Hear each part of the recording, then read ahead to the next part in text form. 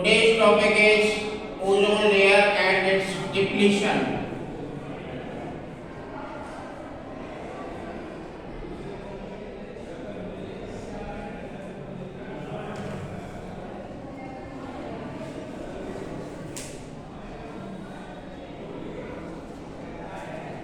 As you know, sun is the largest source of energy in our environment. It gives a large amount of energy to our earth.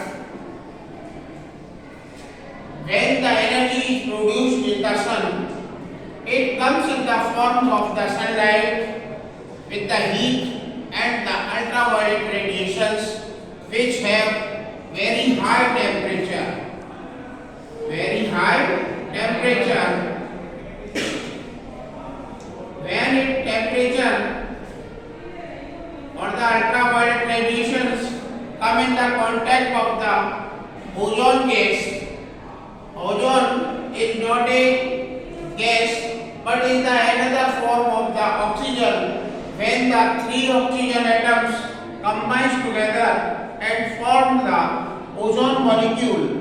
A ozone molecule when comes in the contact of the ultraviolet radiations which have very high temperature, and also the oxygen atoms comes when in the contact of the ultraviolet radiation is break down in the form of the oxygen atoms O2 break down into O plus O, and when it free oxygen, this is the free oxygen atoms when comes in the contact of the oxygen molecules and it forms the O3 molecules.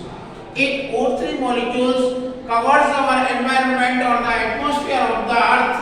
It protects from the ultraviolet radiations which comes from the sun. It prevents the ultraviolet radiations comes to the earth, so it bounces back to the sun or the out of the atmosphere of the earth. And what happens when this ozone layer depleted? When the activities of a human is increased in the field of the production of the CFC, chlorofluorocarbon gases, and the carbon monoxide gases and other carbon dioxide gases, which holds as a blanket. When the amount of the carbon monoxide gases, it comes in the form of a blanket in the beneath or the lower side of the ozone layer.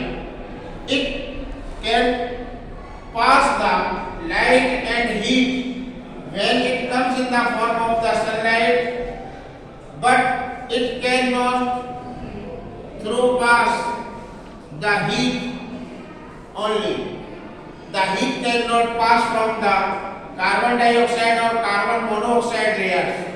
So the temperature of our earth is increased. This situation is known as global warming. When the temperature of our earth is increased, it is known as the global warming. And what are the effects of the global warming on our climate? When this temperature increased, the glacier of the Himalayas, where the ice freeze all whole year, when the temperature of earth environment or the earth atmosphere increased, then the ice starts melt and the water level of our seas will increase because the continuously snow is melting. So the level of the water of the sea is increased. So these are the some effects of the chlorofluorocarbon production and the depletion of the ozone layer. And this ozone also, layer of the ozone comes in the contact of the carbon monoxide gas. It comes in the form of the carbon dioxide and the layer becomes depleted, and the radiation can comes when the depletion of the ozone layer takes place.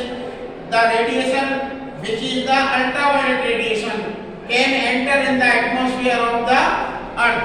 This radiation is very harmful to the living organisms, all living organisms. When the radiation, ultraviolet radiations rays comes in the contact of the cells of the living organism, it will be burst and it may be cancerized, or the disease of cancer may be takes place in the living organisms. So these are the some harmful effects of the ultraviolet radiations. According to the United Nations Environment Program, it guided to the all companies which produce the production of the machines like the fridge and the air conditioners. It may be the less production of the CFC and the carbon dioxide and carbon monoxide gases. These are very harmful to our environment. So, dear students, this is our today's topic, ozone layer and its depletions, and how we can protect our environment from the pollutions and the like CFC productions, carbon monoxide gases and other carbon chlorofluorocarbon gases. I hope this topic you will understand now. Best of luck.